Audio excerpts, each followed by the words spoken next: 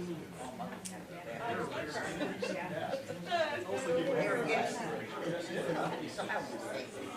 I was all.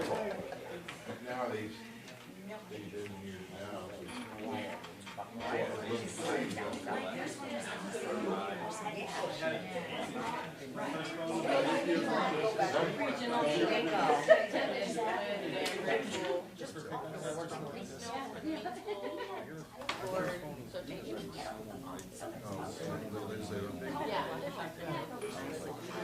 Did they give you a package? They sent it over by myself. Or they should have. I didn't know we get any. In fact, I actually asked Mark. I asked a week or two ahead. It couldn't go from Friday, right? It was the 12th. I don't remember. 20.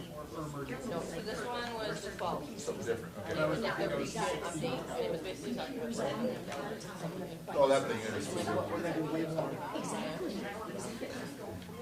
interesting.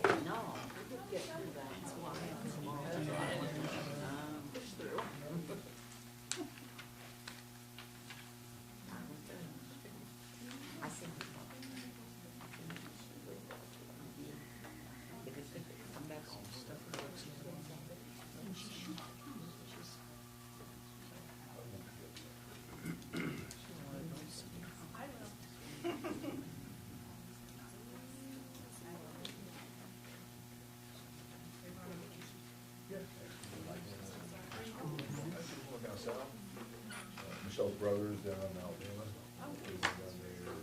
She's going to join the gun drive.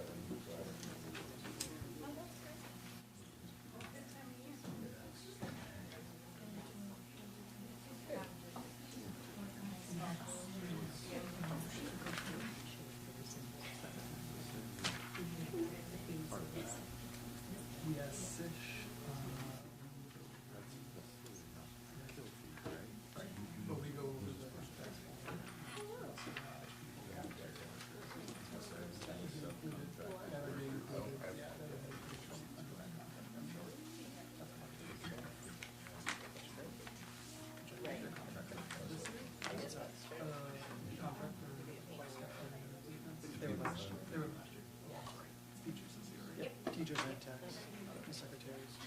Believe me, I know it. I know I wouldn't. You got to work that if you want it. I don't need it. Yeah, ask me this last one. David did too.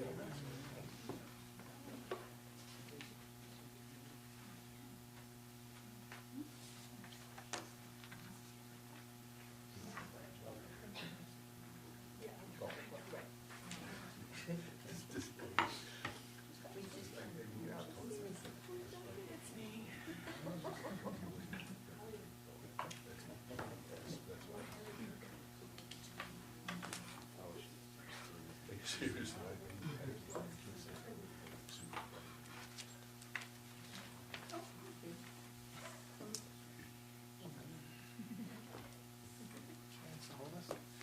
Good evening, everybody. If we could please begin with the pledge to kick off the meeting. I pledge allegiance to the flag of the United States of America and to the republic for which it stands, one nation, under God, indivisible, with liberty and justice for all.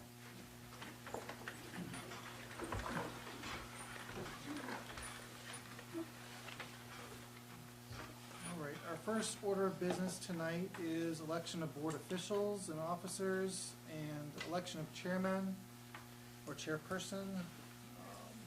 We have David. I make a nomination for Aaron to be chairman. Second. Is there any discussion or any other nominations?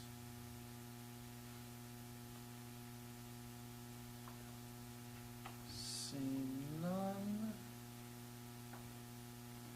Nominations, the motion for nominations to cease. So moved. Thank you. A second. Second. Thank you. And a vote to end nominations. All in favor? All in favor? 15, thank you.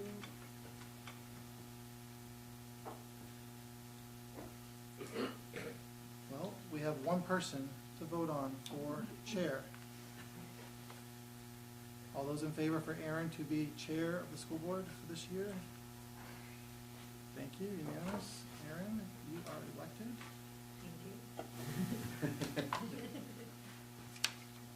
Easiest elections ever. All right, at this time, nomination for vice chair.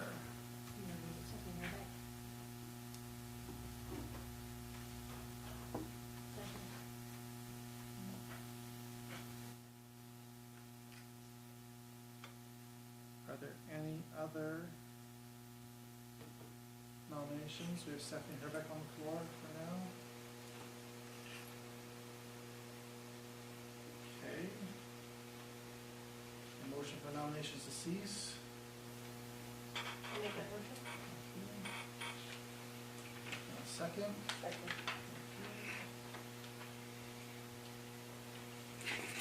All those in favor for Stephanie Herbeck to be vice chair? Unanimous, thank you.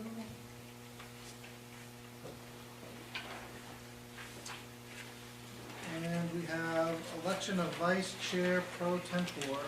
Are there any nominations? No.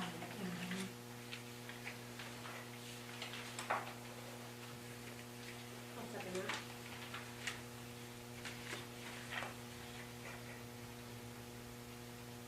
Are there any other nominations?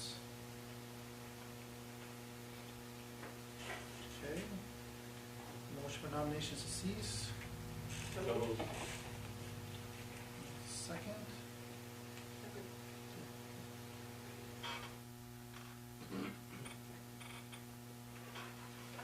And a vote for Amy Henley for vice chair pro tempore. Yes, thank you. Right. So we have our board chairman is Aaron Cooley, vice chair Stephanie Herbeck, and vice chair pro tempore Amy Henley. Thank you all.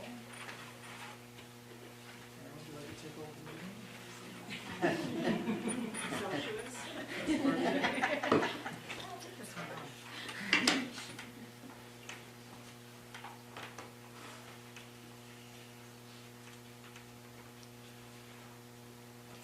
So we will move on to action on minutes. To see what action the board wishes to take regarding approval of the minutes from the meeting held on August 19th, 2024. Do I have a motion? So moved. And a second? Thank you, Stephanie. Any discussion? Seeing none, all those in favor of approving the minutes from the meeting held on August 19th, 2024? Levi, were you? Okay, thank you. It's unanimous.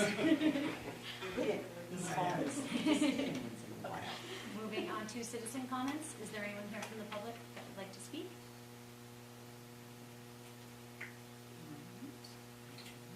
Moving on to board member comments. Are there any board members that would like to speak this evening? Mark? At the last meeting, I requested a presentation on the no homework policy, and there's nothing on the agenda. I just wondered what the status of that is. I was going to include a little bit of discussion in the superintendent's report tonight. Justin? Yeah, so I, on September 12th, attended the MSBA virtual Zoom regions 6 and 7, which are the Western regions, which include us, to go over, I don't know if everyone received the email from the MSBA, but it was to go over the resolutions and constitution and bylaw changes that the delegate that we signed will be voting upon. So being that I told Mark and Aaron that I was willing to be this year's delegate again, I attended this assembly, no, I don't know if that's what it's called, I attended this presentation, and they went over the different resolutions that were going to be like changed. And so at first I didn't know like what a resolution was, so for anybody that also doesn't, that might be new, the resolutions are statements that the main school board association believes in, statements that they stand behind and often will use when fighting in Congress for different laws and bills and things to be passed. And so a lot of the changes right now are going to just be deletions that are no longer needed or no longer like relevant. Then they also had some that they combined and some that they were completely like changing. One of the big resolutions that I found interesting that they're going to start pushing more for was the resolution in the EPS funding, which we all know needs to change, hopefully for the better, for schools like us. And the other one was going to be, the big push this year was going to be on the federal special education program funding. And I learned that back when the federal government mandated a lot of the requirements for that, they had promised state levels of 55% reimbursement, when in fact we only get 14%. So the Maine School Board Association is really going to start pushing for that, because I guess there's a couple bills on the table. So I found those to be interesting facts for anybody that didn't know it.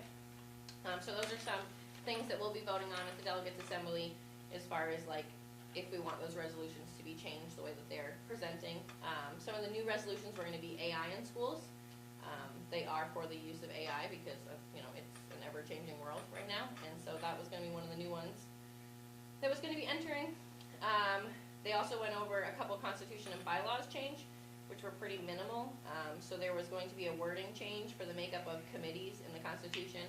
Currently, it is 9 members that make up the committee, so 1 from each sending region, and the chair of that committee was not being included in representing its region. So there was one region that was getting double representation, and so they're going to change the wording on that to be that the chair is also representing their region, so they will be included in the 9 for the committee, which I thought was great that they had seen that. And the other one was just a small change in the bylaws. There are currently 2 email votes that are allowed for special circumstances, and they were just changing it to 3 circumstances that were going to be allowed for email votes. And they were, in worst case scenario, because everyone, obviously, from all these sending areas are not close to each other, so sometimes in a place like Maine, it's hard to get everyone together fast, so there was a couple instances where they needed to have votes over emails to make that, possible to get things through. So it was really, in my opinion, pretty minimal, but still really interesting. So I encourage all of you, if you didn't get that email, to let me know. I can forward it to you, or let Mark or Aaron know, and they can forward it to you. But to just kind of go through those and let me know what you think. If I am, representing you as a delegate, or for whoever that ends up being, I just feel like your word is important to, if you have any concerns or questions. So just wanted to share that with everyone. Scott? Yeah, thank you. On August 28th, I attended in Portland, John Woodson attended a seminar, a day-long legal thing, talking about role of school board members, things like that. A couple of things, I won't talk about it tonight. There's a few, I think, philosophical perspectives. I don't necessarily agree with the presenters, but that'll be another night for that. I just wanted to say that I like being able to go. It costs the district about $250 each time. Others can go. I'm going to keep going. When they offer that up, it's usually 1 or 2 a year. Friday they had a legislative update, which is an annual event or biannual. But hoping we get the copy or whatever. I wasn't able to go. I had to go somewhere over the week last week, and I wasn't able to go Friday. But they're good. They're decent, professionals, attorneys, and you're in a room with other board members, a few superintendents here and there, and it was all right. It was good. So thank you for sending me, and I'd recommend it to anybody else. So thank you. Thank you, Scott. Any other board member comments? Seeing none, I will move on to the chairman's report, where I'd just like to note that our last order of business this evening will be an executive session. We're only returning to open session to adjourn, so we'll have a brief recess before that session for anyone aside from board members and the superintendent to exit the room. That's all for my chairman's report this evening. We have upcoming committee and board meetings. Our next SAD44 board meeting will be Monday, October 28th at 6:30 here in the Telstar Library. Education Committee will meet Thursday, October 3rd at 3 o'clock at the Norway Savings Bank Conference Room. Facilities and Personnel will meet just before our next board meeting, Monday, October 28th at 5:15, and that'll be in room 131 here at Telstar. Finance and Negotiations will meet Tuesday, October 8th at 5:30, and that's listed. It'll be the Norway Savings Bank Conference Room, but it's actually going to be up in the central office. And Policy Committee will meet Monday, October 7th at 10 a.m. in Conference rooms from 131 here at Telstar. And the Region 9 Cooperative Board will meet October 4th at 6 p.m. at the Region 9 School of Applied Technology in Mexico. Committee reports. The Education Committee did not have a quorum for their first meeting, so they will not have a report this evening. For facilities and personnel, Mr. yeah. Kendall. Thank you. So just a few things that everybody did this summer, some projects just to go over. AC project CPS is pretty much 100% complete. Still learning some of the controls in the energy management system, but it's going well so far. Some carpets were replaced at CPS and Woodstock that had some remediation issues. Pretty much moving forward, everything's going to go from carpet to LVT, which is the vinyl tile. Few more touch-ups at the bus garage from the flooding, but pretty much in the final stretch of that. Some ditch work over at Telstar, and cisterns being repaired by the fields in the parking lot that needed attention. Concrete patching, but pretty much everything was pretty well status quo. And the last big shout out was some painting in the gym that was donated by Clean Cut, which was a huge impact there. So really good. Thank you, Brian. For Finance and Negotiation Committee, Meredith? I wasn't at the last meeting, so feel free other members to add. I did read the minutes and find out that I am the chair again. We reviewed the August financials, talked about TDA negotiations, which we hope to start in November, and reviewed the 5-year capital plan of what has been done and what came up on as well. The Policy Committee, we were not able to meet because school was canceled that day. We weren't able to be on campus. And for the Region 9 Cooperative Board. Thank you.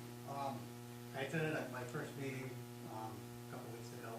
They a lot of things going on down here. They got a brand new welding facility, almost complete. They're having a brand new year-round greenhouse. It's almost complete. They bought a camp with 15 acres of land on Concord Pond to house their outdoor program, the leadership program that they just started.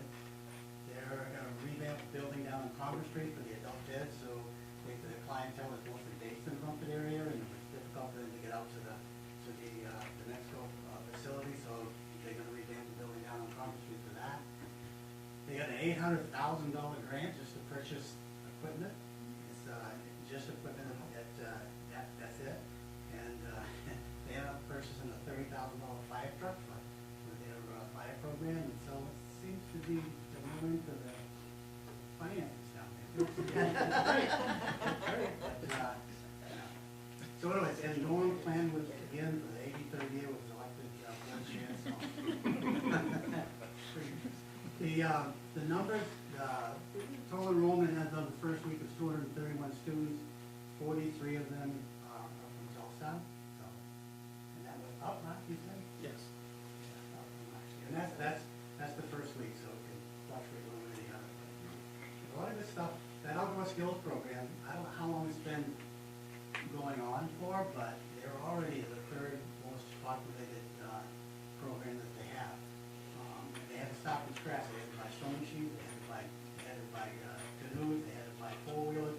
Like I said, they bought a camp, they bought 15 acres of land, and so it's all going to be housed off campus. And what the kids will get out of that is they'll come out with a main guy's license, but they'll have to practice under another main guy that they can go right to work as soon as they complete that program in one of the three fields. So it's pretty cool, and it's already had 25 students enrolled in it. It's pretty interesting. A lot of money. I think it's definitely the apple of the state's eye right now. That alternative ag, if you will. It's good. All right, and we'll turn it over to Mark for the superintendent's report. Correspondence. Good evening. So we had a couple of new hires. We have Joellen Carter, who is our new special ed secretary and central office receptionist, replacing Mr. Coolidge. And Amanda Dulio filled the open secretary position at Crescent Park, part-time.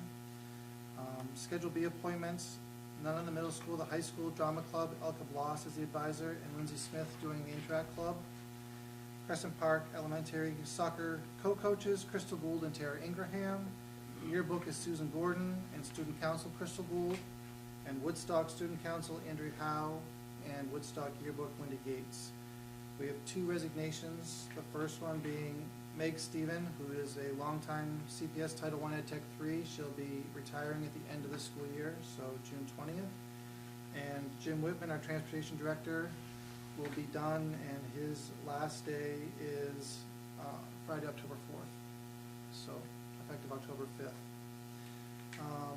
Upcoming, the MSMA Annual Conference in Augusta is coming up at the end of October. Specific agenda items have not come out yet, but you are encouraged to, if you'd like to attend on Thursday and Friday. There are things for school board members to attend, and if you want to look at room and board and hotels, contact Mrs. Gunderson, and she will help set up Thursday night accommodations for you in Augusta. They are telling us through MSMA that the agenda and specific workshops and plans will be coming out in the next week or two to know exactly what you're signing up for. Excuse the typos on the next thing, but last week we did have our district-wide lockdown drill days. It was over 2 days this year. Thursday, the 19th of September, this complex, Telstar and Crescent Park did their drills. Happy to say that the alarm system works. They've had a couple evacuation drills besides, and it's still working. And on Friday, September 20th, Woodstock and Telstar Freshman Academy had their drills. Everybody went through their drills. We had Oxford County Sheriff's deputies present, and on Thursday, Bethel Rescue also participated in the Telstar and CPS drills. And Scott Parker was in all of them to help oversee and help the offices run scenarios and go through training for the office staff as well. And we've got high praise. I'm meeting tomorrow with Mr. Parker to go over specifics about some things in planning.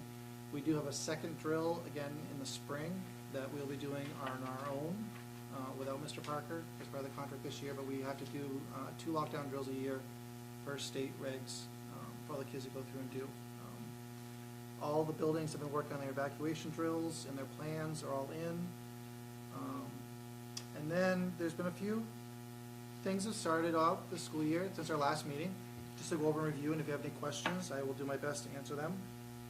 On Monday, September 9th, this complex received a threat via Snapchat that there was an event that could happen, and due to the timing and working with the Oxford County Sheriff's Department, we were not able to comfortably open school, so we had to cancel for the district, and everybody was off on that Monday while the investigation took place. It started late Sunday night and through Monday morning, and by 11 o'clock on Monday, the Sheriff's Department had done their investigation and deemed it to be a non-credible threat and felt that the situation was handled, so we were able to return. Actually, that afternoon, we were able to hold practices for teams that were able to come. We had to cancel some games because sending schools did not feel safe sending their kids here to play that night. Those games have all been rescheduled, and the school has gone through and worked with the Sheriff's Department from that entire incident. It was deemed to be, just so you know, it was a rumor overheard by another student who overheard a rumor, who then posted something on Snapchat. And unfortunately, due to the timing of everything, it was really hard to determine if it was something that we needed to be very concerned about or not. So not knowing, made the decision not to open schools and bring everybody in until we knew exactly what we were dealing with, and that was with the guidance of the Sheriff's Department. They were right on top of everything, and they met with students that were either involved or deemed to possibly know information, and to try and help determine that to get to a final conclusion. And so through their investigation, they were able to find out that, one, they could not determine who actually said the initial threat. It was a telephone game of, I heard this in a group and I heard this, and then someone repeated it, and then posted it. But we didn't know that for sure at the time, and so was not comfortable bringing everyone into school till we truly know what we're dealing with and what was at hand. So that was the 9th. And then on Thursday, September 5th and 6th, on a more positive note, on Wednesday the 4th, this building had their first evacuation drill and realized that the alarm system did not work. Well, I should say, the system worked, there were no horns. So there was no way to signal anybody that there was an issue going on. So they ran their evacuation drill, and we called the company to come, and because we did not have a working drill, a working alarm system, we could not have anyone in the building. And so in a late afternoon scramble, pulling the admin team together out of staff meeting and trying to figure out and madly texting everyone and anyone who had space, in about 20 minutes we got a response back from Sunday River. And literally they asked how many kids and when, and they said, we've got you, come. Just like that. No questions asked. We worked out the details through the afternoon and the evening, and they hosted the entire middle school, high school student and staff body for 2 days. We were able to, with help of the admin team going up, Lindsay and Brandy went up and mapped out where everyone could be, and everyone had space. They all had their own teaching space to work within. They accommodated completely. We had the entire Southridge complex to work. They fed everybody breakfast and lunch both days and were around, and no questions. As a community partner, they said this is what we do, and it couldn't have gone smoother. It was awesome to see everyone interacting. I mean, school took place. They were having class. The kids are in, out, around the building doing activities. The teachers pivoted on a dime and created activities and lessons for them that worked up there.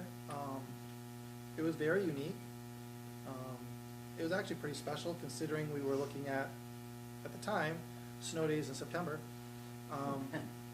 which happened anyway, but it became a pretty remarkable experience for everybody. The kids felt very at home and welcome. The staff and Sunday River they literally took arms around and gave a big hug and just took us in and made it very possible.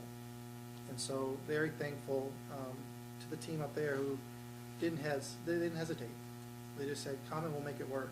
And through that, and talking with Dana Bowen afterwards, he would really like us to make this an annual planned event in the fall to possibly have some learning days to bring the kids up there. They enjoyed it just as much and thought it was a positive experience. So if we can actually plan something and know it's going to happen this time, to do that in the future and make that kind of a kickoff at the beginning of the school year. And so we're going to look forward to that and come up with some plans, hopefully to make as a positive annual event going forward. And then this week, if you don't know, at the high school, this is homecoming week, and there are activities going on all week. There are dress-up days I included in the agenda, games going on all week, and events happening, and they will have their dance on Saturday night, and different events going on. There's been attendance, hoping the weather holds out. They've had a really good fall so far with weather, and just try to keep it dry enough so you can keep playing. The kids have dress-up days, and today Wheeler's Insurance came and donated T-shirts to every staff and student member in the building to support. So they all had some Telstar swag to wear as part of Spirit Week. So we appreciate that donation and that partnership in the community as well. To come in and do that for the kids and for the staff. That's not a small task to undertake for sure, but they did. And they even included some middle school kids for T-shirts. They had more than enough. So anyone who walked by the table today who wanted a shirt got a shirt. And so pretty excited to see those. I saw some today on the hill walking up to the soccer field. Kids are wearing their shirts. So never a bad thing to see some school spirit and to build some community up as well. And I didn't include it, but I will now, Mark, I did forget in the agenda, but didn't forget before tonight, about the conversation that was started at the first board meeting back in August about the change of homework procedures at the schools. I won't say it's a policy change yet because the policy itself has not been changed until the policy committee meets, but that is one of the ones on the list for change of practice and procedure. And I can ask them to speak if they'd like to on their own, administrators. I know Beth is not here. I have something for her in writing as far as Woodstock goes. It's a shift to actually put it in writing, but it's not a shift in practice that's been happening as far as not having nightly homework and assigned homework on a regular basis as a practice, K-8. A lot of that comes from the trauma-informed training of the staff and administration have had over the last few years as far as equity and access, trying to find that balance of work, school life, and encouraging the kids to be involved in other things outside of the school day, and not having to worry about going home at 9 or 10 o'clock at night after a game to do homework. Trying to maximize, if there are assignments, the value of them and why they're doing it, and not just for time's sake. It does not change the request that kids have nightly reading to do and reading logs, and they're still doing that along the way. That's always been a practice going forward. It just reduces the weekly spelling lists, or maybe the math packet that comes home, and projects that are assigned. Not every student has support and access at home to help them with that, and a training of as it comes about when it's important, but it's also working with the staff as to the value of what they're asking them to do and what they're asking at a time to do so. But I would entertain any questions, or if there's questions of the admin staff that you'd like to have more specifics, this would be an appropriate time to do so. So that work, that would, say it was math packet or something, they're just making space in the day to get it done? So basically, it's not necessarily an educational benefit, but it's like a whole body benefit or something like that? Is that kind of the gist of it? More of the holistic look versus the actual educational, yes. Yeah. Brian and Scott. You done, Mark? You want more? No. No, Oh, I'm sorry, Brian, please. the only thing that I would say is, I understand the reason behind the equity, but on the flip side, for the parents that do want to be involved, we're now feeling that we aren't as involved. So worksheets going home that might not be graded or is a volunteer basis would be a nice compromise to know where their students are at. Scott? But Mark, could you offer your thoughts on, I thought a lot about this business with it, especially the equity part. There's a lot of angles to that, and I think it's all mostly good. It seems that but could you respond to what changes at grade 9 in the educator's opinion, so at some point the limit on work assigned outside the buildings, why does that change, and how do you reconcile that with the equity argument, grades 9 and 12? I don't think there's a major shift. I think it allows, there's some maturity that comes into play, and the students take a little more ownership, and they're able to do, the goal is they're able to be a little more independent and do the work without needing help from parents at home. I think part of that is trying to determine when they get to high school too, credits are involved. And so by making sure that things are turned in and having some weight that comes with it, that there's a little more incentive to actually do the work. I think part of the challenge, and I know I've been out of the classroom for a little while, but as a teacher, when you would assign homework and a chunk of kids don't have it done for class the next day, and if it's something you truly need, to have to then go back and backtrack or reteach or try to find ways to get everyone caught up was not a good use of everyone's time. I was a regular homework assigner as a math teacher because there was always extra practice needed. And it worked for some students and it didn't work for others. And so trying to model and really maintain, maximizing the time you have in the classroom with the students when you know they have the supports there, they have all the materials they need, they have all the resources of what they're doing, is really become more the focus as to why this change. I guess I just kind of, I know where Mark's coming from, but I also understand the larger picture, and the only thing, I guess that, this is for the board, or anyone who wants to listen, the school, any public district, schools are charged with proper care and custody of the students, first and foremost, above education, or the idea is proper care and custody to facilitate an environment, conducive environment for education. I think that's my interpretation of what we're trying to do here. And the unfortunate part with any group, when care and custody has to come first, but then education is subordinated to care and custody. That's just the way it is. It's unfortunate, but that's what creates lockdowns and lockouts and everything else. So I don't know what you do with that, but that's my 2 cents. Good luck with all of it, Mark, and everybody here. And there is benefit to homework.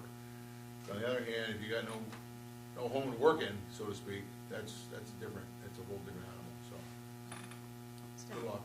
I just wanted to follow up to Brian's comment, and in practice, what I'm finding and have been finding is that, and I'm sure that's not the case for all of it, but it seems like a lot of the curriculums that our teachers are working with have like family components to it, so I get these little family packets that come home. Like I had one, I was going over it with my kid right before we came here, and it wasn't homework per se, but it was just here's some information about what we're learning in class. If this is an activity you want to do as a family, then here's what you can do with some paper clips. And Optional activities. yeah, just kind of like optional activities that come pre-formed with the, like the iReady has it in their little packets that get ripped out. So I think there is a lot of those family involvement moments that are put into that curriculum. I mean, I see it at the younger level. I have no idea what's happening at the upper levels, but those are there. I'd like to follow up and say that I kind of do agree with Brian, especially at a middle school level. Like it has been interesting to see, my son is now in 7th grade, the difference of last year. I kept accusing him of being like, as if, why don't you have homework, why don't you have homework, why don't you have homework? But I also felt like, one of the big projects that we would have done at home at that level was, science fair. So they're doing all of that in school, which was great, and I understand, the equity part behind it. Not everyone can afford this, the board, and not everyone has the parents with the printer that cares to go through it. But on the other hand, it didn't allow me to have any of that work with him that might have been something that we could work on besides the experiment itself that he did. And so I found, as a boy, he tended to not take it maybe as serious. So I do feel like some kind of middle ground might be something to think about for those parents that do want to be more involved. But my husband's question was more of, he wasn't a test taker, so to say, and so homework is what kept him in the game when it came to grades. And so I am curious to see what the grading changes to, as far as what holds more levels than other. Without homework, if you're a really bad test taker, which some people are, you're bad at quizzes, you freeze up, where does it allow you to make up that grade if you're just flunking all of your quizzes and tests? But if you had homework, you could maybe hold on to that grade a little. So I would like to see the piece as far as grading goes and where that stands. Does that make sense? It does. Okay. It's been a long week with a sick kid. My brain's a little. David? The only thing I'm worried about with that is, say a kid is having a hard time in certain subjects, say math, and he doesn't go for extra help after school, and he starts getting behind more and more, and then he gets homework, or he doesn't get homework, in this case, that would help him at home understand, and maybe with a parent help him understand more, and eventually getting behind more and more. That's a concern for me. Did anybody else want to speak before I spoke twice? I guess to follow up on that, there's a couple different resources with that. I mean, and again, I can only speak from an elementary school perspective. I don't have the middle or high school perspective, but if my kid touches a piece of paper with a crayon, it comes home to me and I see it. And so those pieces of classwork, I then take and I use for extra help. So I look at that and I say, okay, this is what she got corrected, this is what was wrong. So we sit down and we go over, what, my kid didn't do right on the homework to kind of correct and work on that. So I think there is those opportunities for parent involvement if you use those resources. And then also, I've seen already, I think teachers are really good at differentiation and know that some kids really like homework. My little daughter, she likes to do math. And so I found twice already in her folders just a couple little math activities for her to do at home. So I think that in general, I'm assuming that, teachers are good at seeing and recognizing what the kids need and what they want and helping to facilitate that.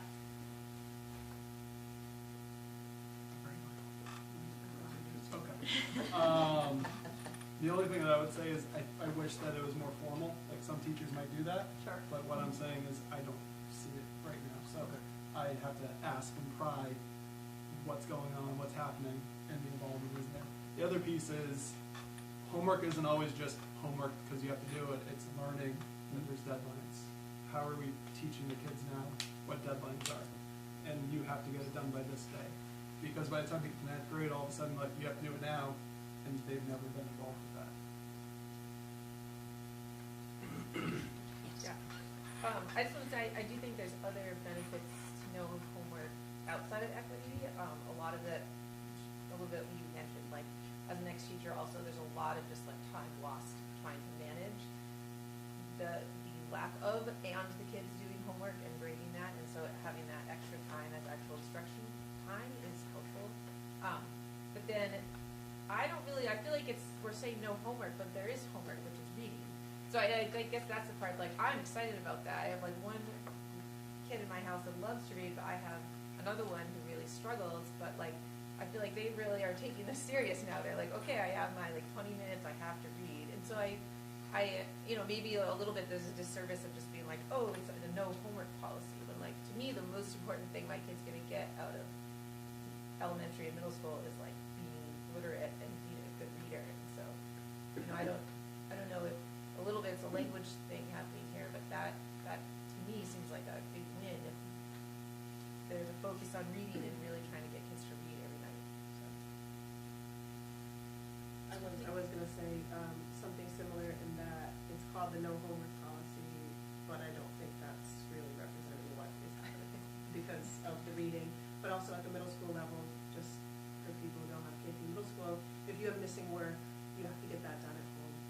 They do give you time, extended that on Wednesdays, but that does come home as well. So to say no homework, I think is just misleading and is causing that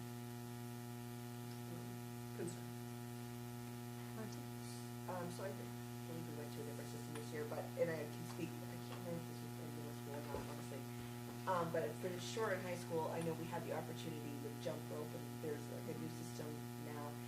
But like within that jump rope, and I feel that for most of Hunter's teachers, there's a way to like go through and they break it down for you. So they're doing this assignment, and these are all the pieces underneath that assignment, and they get graded like with the different like levels and stuff. So I found that really helpful. It was a great way to kind of keep track on a day-to-day basis. Not sure what I'm supposed to do. And it worked out really well. And then you have the ability right from there to email the teachers or whoever you need to get the information. So I think we have a lot of kids in their class and trying to manage all the things, the time and the work and all the stuff, the kids. So I felt like that was a pretty good way for me to like go back and forth with the teachers and just be like, and if I noticed something was dipping in a particular grade, I'd email the teacher and be like, hey, what's going on? Did you not turn in an assignment? Or like keep track that way. And just kind of taking a little bit of that ownership on my end to make sure that I'm reaching out to his teachers. And again, I apologize to all of his teachers, but it worked well for us. What's behind the change? Why put that in writing, the homework policy? What's driving that? Who is? Would you like to speak? So there's a lot of research out there, and I know like that's kind of far-fetched out here, but there is a lot of research out there about the impact of homework or lack thereof, and that honestly was where my original kind of this conversation started, was just knowing that, as Mark spoke to, certain conditions have to be met for homework to be effectively or positively impacting a student's education, and you can't control that. As much as I would love to be able to, I don't have that ability to impact parent involvement, home life, or any of that. And so digging into the research a little bit, that's what really ultimately drove the decision to go from I'm calling it no additional homework now. Thank you guys for your feedback on that. No additional homework to reading homework only. And also knowing, kind of what Beth was speaking to, we really want our students to leave elementary school with lots of skills, one being literate, and I think the focus on nightly reading homework is one that we wanted to shift to. I just wanna clarify a couple of quick things. One is at the elementary level at least, homework hasn't been graded for a long time. And so we're not going to see a shift there at all. And also, we do have enrichment activities, so we have things like instrumental music, we have gifted and talented services. Those being enrichment opportunities for students, there still might be additional assignments that are being sent home for those particular courses. And then also at the elementary level, we are still going to be doing some of those long-term projects, like Destiny, you spoke about science fair. At the elementary level in kindergarten, we have the career day for kindergarten, the immigration unit for third grade, and some of those long-term projects. We are still going to be sending those home for parent involvement, but Brian, I like your feedback too on the kind of the parent piece and making sure that's consistent, so thank you for that. But to answer your question, it's kind of, the research was the beginning piece of what kind of drove this conversation, and then just seeing what it looked like from there. I would agree with Stephanie, it's going for user-friendly, rather than no policy. So we haven't, and the homework policy has not been edited yet, so the practices, so that is gonna be coming up in the policy committee to actually figure out what the correct verbiage should be and whether it matches a practice, and part of the challenge is that our practice doesn't match our policy currently. And the old policy, you used to have time stamps as to how much time each grade level should be affording, and it would increase over the years, and that was not being followed. So it's also trying to be consistent and trying to make sure that within the grade levels, that there's a little more equity as how it's being distributed was also part of it, so that they weren't getting loaded in one grade level, the next year they get, these whole roller coaster swings of up and down.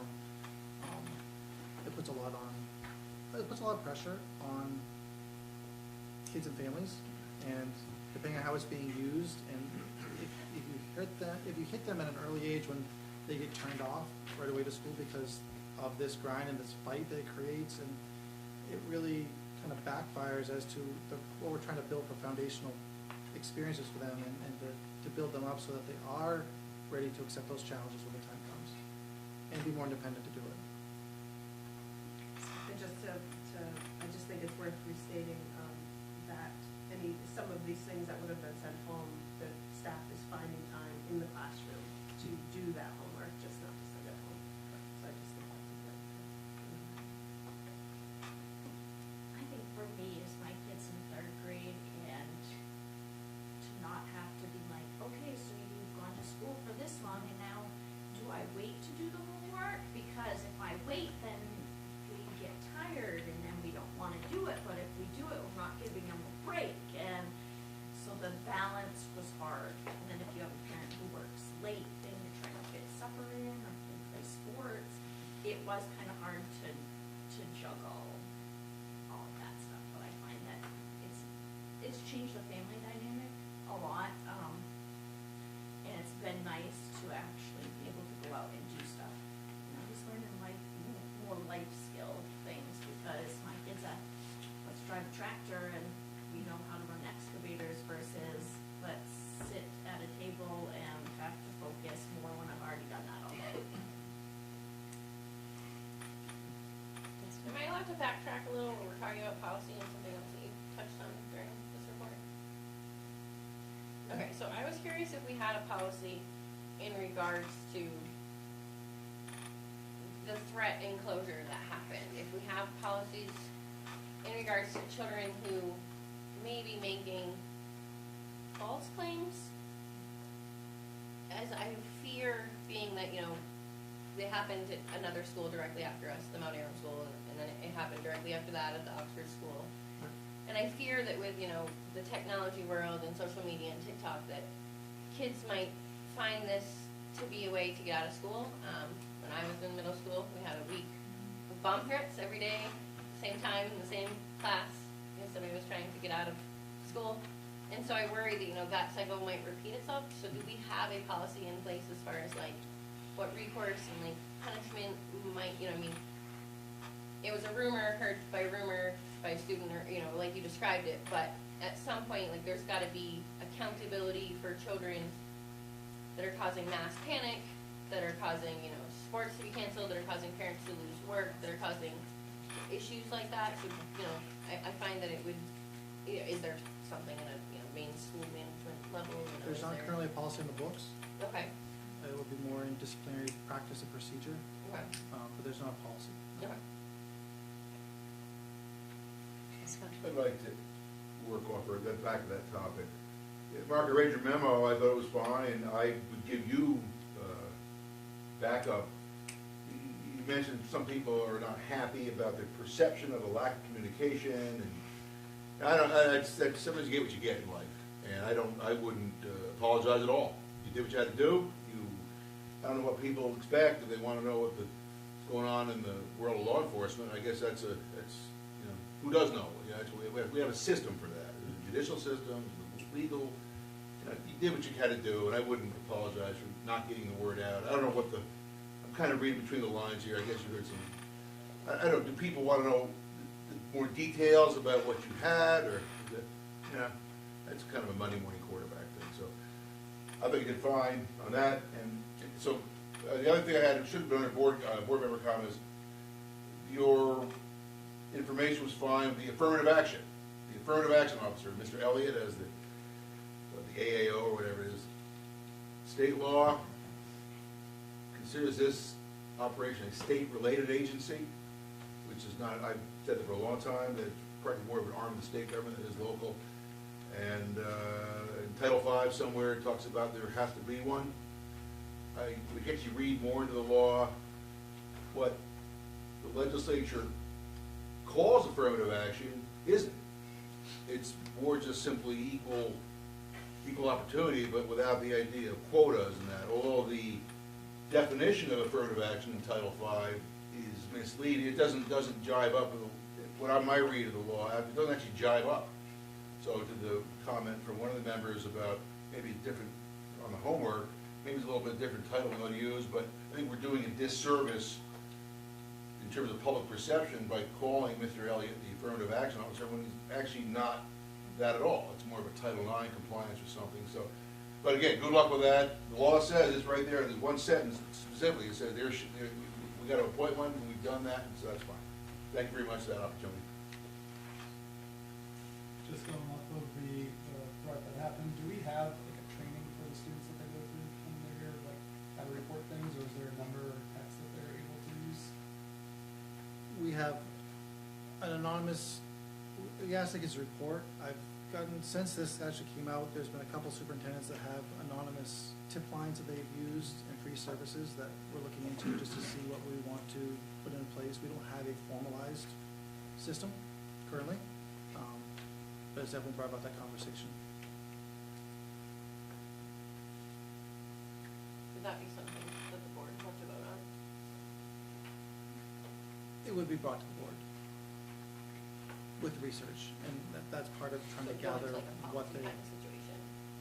it would be, that wouldn't be a policy, it would be more of a procedural piece just to have, that we have as a, we have access to.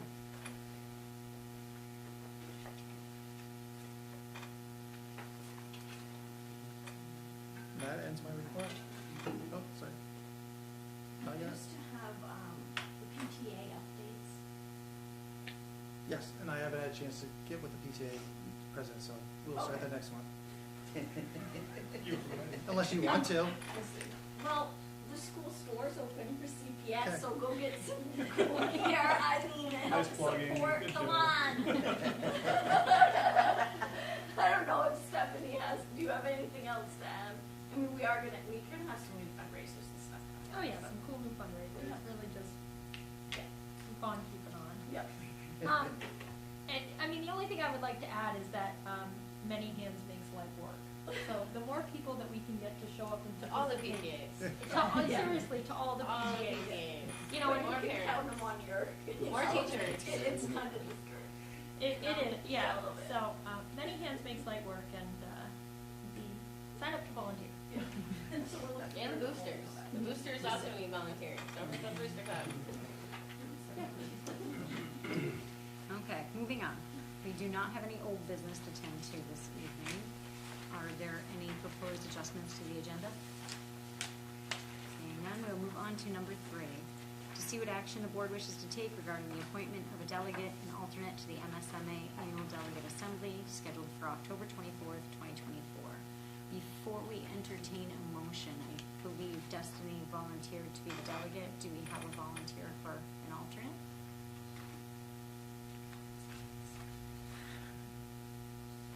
You can volunteer, I'm not gonna miss it, you're good.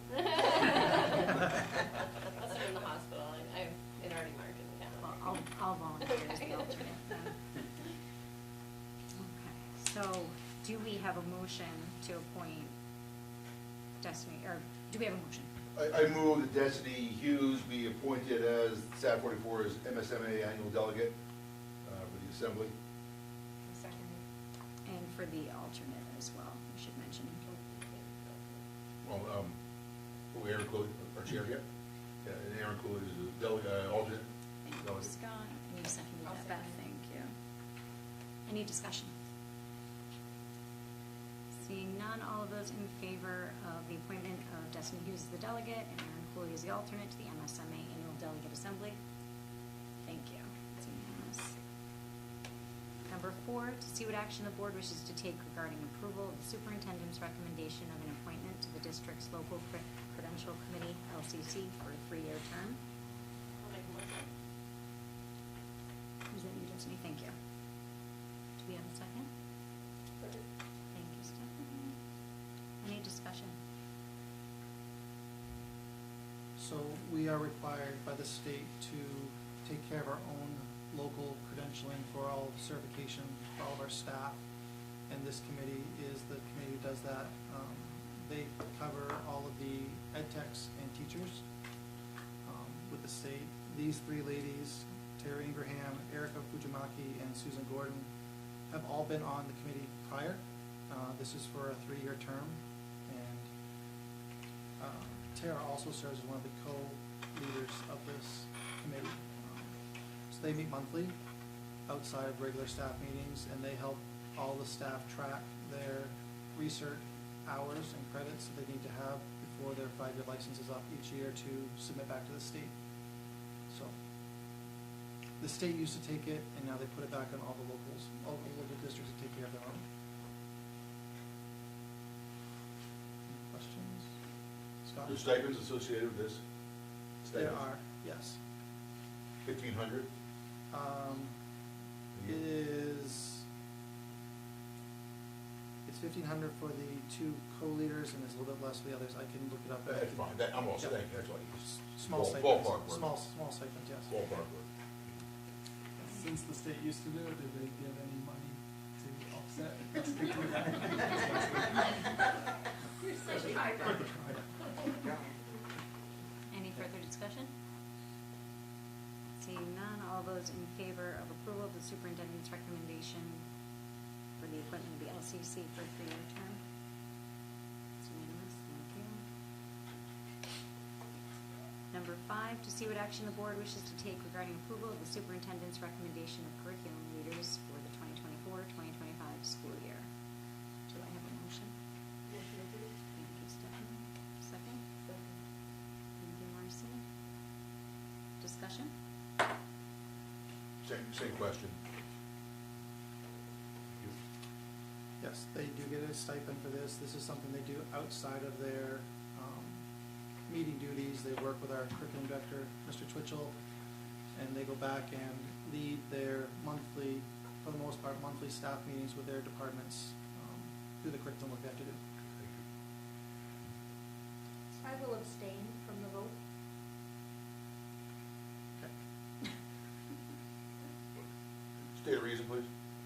Just because my cousin's getting voted on, so conflict of interest. Thank you. There are a lot of them, What, relations or conflicts? Cousins.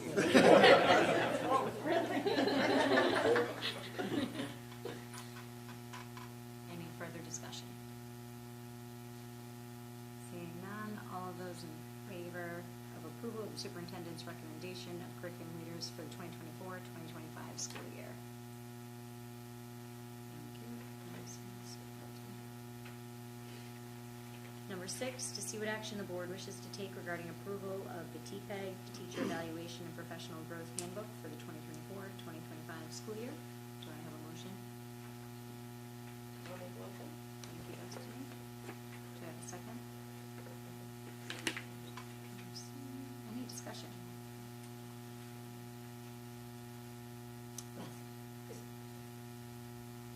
I assume we're like voting to approve it. Is that something we ever can like look at or anything? How does that work? The handbook, I think, was included in our minutes. It was, should have been attached in the packet that came out. That's okay. Yes. We have, Was it sent with the agenda? yeah, Yes. Oh, okay. Yeah, I didn't see it. Okay. okay. I can make sure you get another copy though. No, I'm sure it was there. Okay. I just. That's okay. So this was the first revision since we had our initial TPEG plan, which, for those of you who have been here for a while, we were in what was called the MSFE TIF grant through the state. We were a pilot program. The state had sites around to try and test out this training to come up with a teacher evaluation system. We are required by state statute and law to have a teacher evaluation system. Within that, you have a district steering committee, which is comprised of administrators and teachers to oversee the facilitation of this. It's gone through many different versions since the grant ended years ago. You as a board chose to continue having some small stipends for teachers who achieve certain levels within this, as well as a few facilitators, staff facilitators to help new staff out. So this version of this handbook is the first time there's been a major revision to match last year's pilot, which was shifting everybody to a 3-year cycle within their observations and their professional goals. It also changed when the state removed the requirement for what they called SLOs, student learning objectives, where student test scores were a part of the teacher evaluation. The state removed that. It was still in our practice, so in order to match what the state was doing, we also updated and removed that. So it just brings about the changes that are now practiced. It allows every 3 years for the teachers to be what they call a full cycle of the whole observation process and other documentation they have to have. If their professional goal moved from a different one every year to now choosing one that they work on for 3 years and build their documentation up, kind of like a portfolio, versus having to come up with a new one every single year. So the goal is that it actually becomes a little more meaningful and something they really want to dig into and work on that affects not only themselves as a professional, but their students as well. So this handbook just simply outlines those pieces to match what's going on. And so that's, last year was a pilot year for the changes, and this is now bringing it forward after piloting that and going through 2 different editing versions, what the new handbook actually matches. Any further discussion? Seeing none, all those in favor of approval of the TPEG handbook for 2024-2025 school year? It's unanimous, thank you. Number 7, to see what action the board wishes to take regarding the approval of the superintendent's nominees for TPEG facilitators of Melissa Poston for the Telstar Complex and Gina Lavoie for CPS WES to be paid the TEA contract rate for additional hours work for the 2024-2025 school year. Do I have a motion? Thank you, Stephanie. Thank you, Amy. Any discussion? Destiny? So when you say the TEA contract rate, is that different than a stipend? So this, we removed the stipend a couple of years ago because the workload they were doing was less, and they actually came forward and said, Okay, this stipend really isn't, it's excessive. we're not Okay. doing as much of the work as we were doing before, Okay. so it didn't match. So instead we agreed to pay hourly for the hours they do put in, which would seem like a better match. And it's fair. Thank you. Any further discussion? Seeing none, all of those in favor of approval of superintendent's nominees, Melissa Poston and Gina Lavoie, to be paid the TA contract rate for additional hours worked. Thank you, it's unanimous. Number 8, to see what action the board wishes to take regarding entering into an executive session for a periodic review on the goals of the superintendent of schools, section 1, MRSA 4056A. Do I have a motion?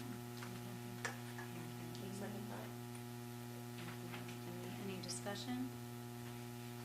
Seeing none, all those in favor of entering into executive session? It's unanimous. Take a brief recess just for